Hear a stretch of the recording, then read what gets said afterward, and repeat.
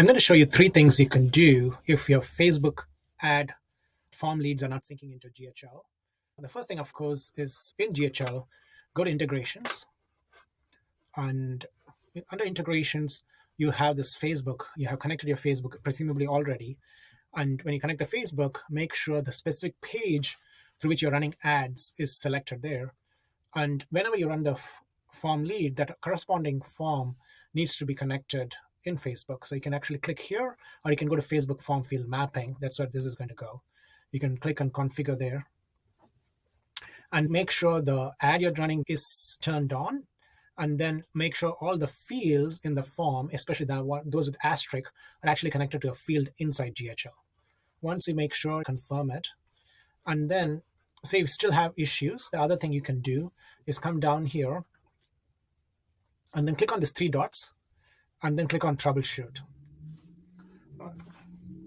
When it loads, you're going to have three options.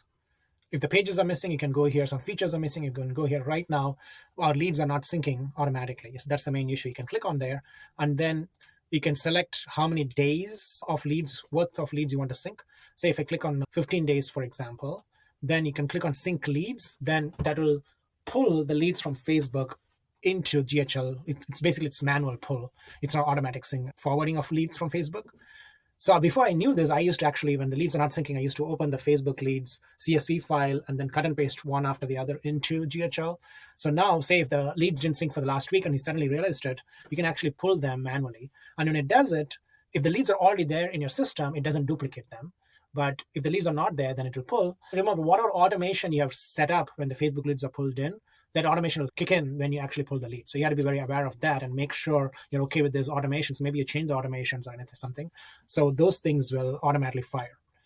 Of course, the last thing to do is none of these things are working, then you disconnect and then reconnect your Facebook page. Sometimes that fixes the issue.